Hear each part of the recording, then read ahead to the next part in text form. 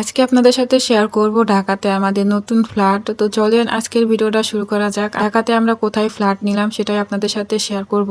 তো মেন দরজাতে প্রথমেই আমি ঘরের ভিতরে ঢুকে পড়লাম, আর ঢুকতেই আমাদের রান্নাঘরটাই দেখা যায়। আর মেন দরজা থেকে একটু বাম দিকে গেলে এরকম একটা রুম দেখা যায়। রুমে তো এখনো ভাড়াটে আছে, তাই তালা মারাই রয়েছে। আর সাথে কিন্তু একটা বাথরুমও আছে, আর তার পাশে আরেকটা রুম আছে, সেই রুমটা এখনো খালি। ওই জায়গা হচ্ছে সবকিছু এখন উঠানো হয়নি। আর এই রুমগুলো বেশি বড় না, খুব ছোট ছোট রুম, মাত্র একটা খাট বসালে তেমন কোনো জায়গায় থাকে না। তো যাই হোক, এই জায়গা কিন্তু সাথে আমার জিম ছিল আর একটা ছোট আম্মু ছিল, সবাইকে নিয়ে আজকে ভিডিওটা করতেছিলাম। তো ওই জায়গা কিন্তু অনেকটা বেলা হয়ে গেছিল, প্রায় 8টা 9টা বাজে। এখন ঘুম থেকে উঠে আমি ভিডিওটা শুরু করছিলাম, আর জানলাটা দিয়ে এত সুন্দর একটা ভিউ দেখা যায়, মাশাআল্লাহ, মনটা একবারে শান্ত হয়ে যায়। আর আমাদের ফ্ল্যাটটা অনেক উপরে ছিল, তাই নিচ থেকে কিন্তু সবকিছু অনেক ছোট ছোট দেখাচ্ছিল, আর আমি আপনাদেরকে ভালো করে ভিডিও করে দেখাচ্ছিলাম আমি। আর এই জানলাতে এত সুন্দর বাতাস আসে, মনটা একবারে জুড়ায় যায়। তো এই রুমে তো একটা দর্শক ছিল, এই জায়গায় আমরা একটু বসে আড্ডাও দিতাম। আর এই আম্মুটা তো সবসময় আমাকে বলে, আন্টি তুমি কখন ভিডিও করবা, আমাকে দাও, আমি ভিডিও করে দিই। তো যাই হোক, ওই জায়গায় বসেছিল, আমার সাথে সাথে থাকতেছিল। তারপরে রুম থেকে বের হয়ে আমি আবারও চলে আসলাম, এদিকে হচ্ছে বাথরুম আছে, আর সাথে কিন্তু একটা রুম ছিল, এটা তো তালা মারাই। আর সরাসরি চলে আসলাম এবার রান্নাঘরের দিকে। রান্নাঘরে ঢোকার আগে ছোট্ট একটা বেসিন আছে, আর বেসিনের উপরে তো একটা আয়না ছিল, আর আয়নাটা দেখে নিজেকে একটু দেখতেছিলাম, সাথে মাথায়ও কাপড় দিয়ে দিলাম। আর ঘুম থেকে ওঠার পরে ভিডিওটা শুরু করছিলাম, তাই চোখ মুখ একটু ফুলাইছিল, কারণ অনেক রাত্রে পরে আমরা ঘুমাইছিলাম, আর একটু দেরিতে ঘুম থেকে উঠছি আজকে। তো যাই হোক, আমি রান্নাঘরটা দেখাচ্ছিলাম, আর এরকম একটা রান্নাঘরে তো আবার অনেক বেশি শখ আছে। রান্নাঘরটা কিন্তু পুরাটাই টাইলস করা, দেখতে কিন্তু অনেক বেশি সুন্দরই লাগে।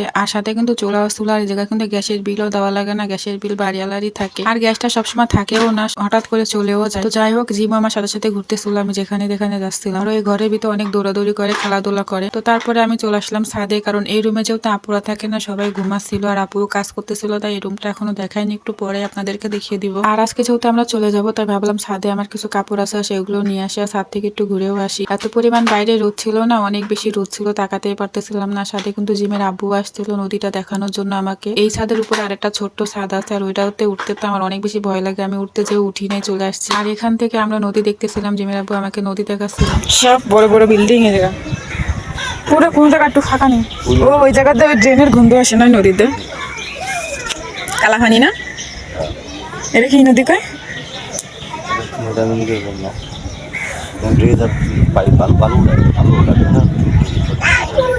ওই যে দূরের একটা নৌকা আসতেছে, দেখা যাবে না? কোন জায়গায় একটু ফাঁকা নেই বাবা, গায়ে গায়ে সব বিল্ডিং, খালি এই জায়গাটুকু একটু ফাঁকা। কই? ওই যে আসতেছে একটা নৌকা, বিল্ডিং এর ফাঁকা করেছে, লাল পতাকা ওড়ানো। ওই যে আমি কালকে এই জায়গাতে গেছি না, তা নদী দেখিনি, খেয়াল করি।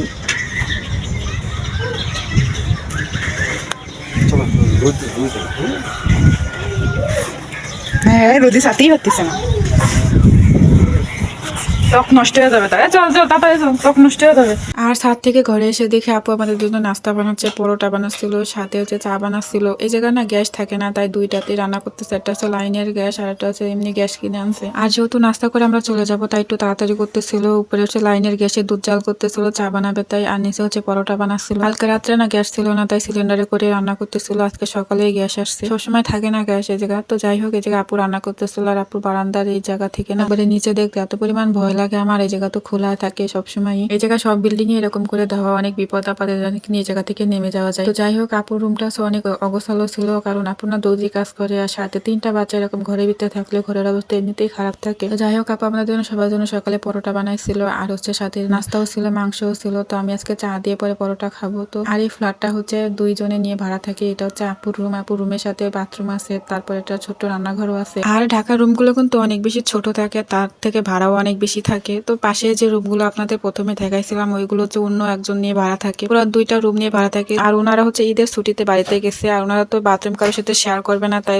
পুরো ফ্ল্যাটটাই নিজেরাই নিয়ে নিছে, আর এই জন্য পাশের রুমটা এরকম ফাঁকাই পড়ে আছে। আর ওনারা যে রুমে থাকে সেটা হচ্ছে তালা মেরে রেখে গেছিল। তো আমরা হচ্ছে সব রুমে ঘুরে ঘুরে বেড়াচ্ছিলাম, আমার জিম অনেক দৌড়ায় দৌড়ায় খেলা করতেছিল পুরো বাড়িটাই। আর আপুরা হচ্ছে সুন্দর একটা বিলাই পারে, মাশাআল্লাহ, অনেক বেশি কিউট কিন্তু বিলাইটা। আর এই বিলাইটার নাম হচ্ছে টুনি। তো সবাই মিলে আমরা টুনির সাথে অনেক বেশি খেলা করতেছিলাম আসার আগে। আপু তো বারবারই বলতেছিল, তুমি আমার আমার টুনির ভিডিও কেন করনি। যাই হোক, আসার আগে ভিডিওটা করে নিলাম। আর টুনিরা আসার সময় খুঁজেই পাচ্ছিলাম না, আমরা বাইরে মানে চলে গেছিল। আর আসার আগে তো আপু তো দর্জি কাজই করতেছিল, আপুর জন্য নিজে জামা বানাচ্ছিল অনেক সুন্দর করে লেস দিয়ে। আর আমরা তো এখন চলে যাবো, অনেক বেশি কান্না করতেছিল আম্মুটা, তাই আম্মুর সাথে একটু খেলা করতেছিলাম। একদমই আসতে দিবে না। আর আপু তো অনেক বেশি ব্যস্ত থাকে কাজ নিয়ে, আজকে অনেক বেশি ফ্রি ছিল, অনেক মন খারাপ হচ্ছিল, আজকে চলে আসতেছিলাম। অনেক আশা করে আসছিলাম আপুদের সাথে অনেক জায়গায় ঘুরতে যাবো, অনেক প্ল্যান করছিলাম, কিন্তু কিছুই হয়নি। কথায় আছে না, বেশি আশা করলে কোনো কিছুই পূরণ হয় না। আমরা সবাই মিলে অনেক বেশি আশা করছিলাম, তো এই জন্য মনে হয় আমাদের স্বপ্নগুলো কোনোটাই পূরণ হয়নি। হঠাৎ করে আমাদের বাড়িতে চলে যেতে হচ্ছিল। আর আমার তো ছোট্ট একটা ইচ্ছা ছিল ঢাকায় এসে ঢাকা নিউ মার্কেটে ঘুরবো। আর তো আপু চাইছিল আমাদেরকে নিউ মার্কেটে এসে ঘোরানোর জন্য, কিন্তু আমরা কিছুই করতে পারিনি। এই জায়গায় হঠাৎ করে আমাদের চলে যেতে হচ্ছিল। আর অনেকে জিজ্ঞেস করছিলেন আপনারা ঢাকায় কোথায় আসছেন। আমরা আসছিলাম ঢাকা কামরাঙ্গি চরে, আমি আসলে সঠিক চিনি না। তো আপনারা কে কে জায়গা থাকেন আর আমার ভিডিওগুলো দেখেন অবশ্যই কিন্তু কমেন্ট করে জানাবেন।